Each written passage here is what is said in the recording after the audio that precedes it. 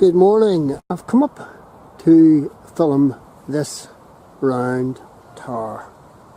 This is Antrim Round Tower. And it's an amazing structure. It's one of the best preserved towers in the whole of Ireland.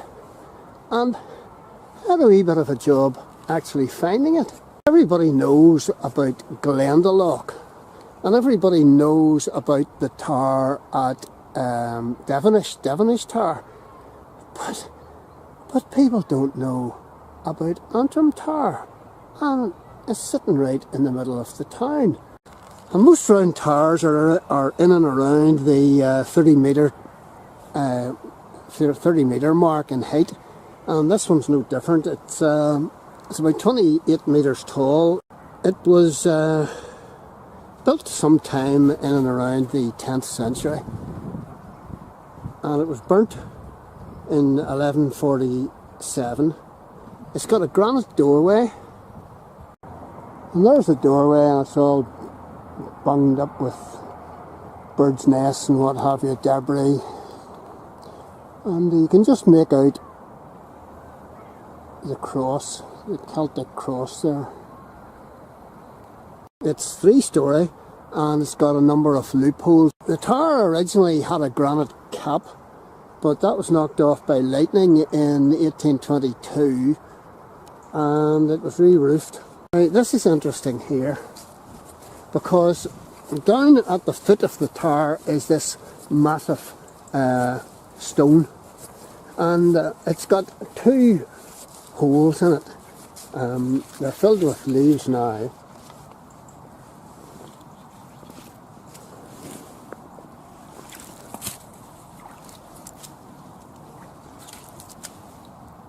I've just cleared those 2 holes of leaves and whatnot. That second one, the big one, actually is quite deep, and it's got 2 holes in this stone. And this, it is said, the myth goes that the local witch, this is called the witch's stone, by the way, the local witch didn't like the tower being built here, so she climbed it for whatever reason, and she fell. And where she fell, her elbow and her hand, no, her elbow and her knee hit this stone and left these imprints. So there you are, a wee bit of myth and a wee bit of legend here. Antrim Round Tower, and it's massive. Built for as a place of refuge, obviously, maybe storage and all the rest of it as well. Vikings were knocking about at that time, and there were tribal feuds and all the rest of it, so whenever you were being attacked, you would get yourself and your valuables into the tower along with your children and family. And this is the notice board. A round tower, locally called the Steeple, all that remains of a once famous monastery at Antrim, which was associated with Bangor Monastery. The monastery was probably founded by St Aed in 495 AD. The annals tell us that the monastic site was destroyed in 1018 and finally burned in 1147. There's information about the round tower.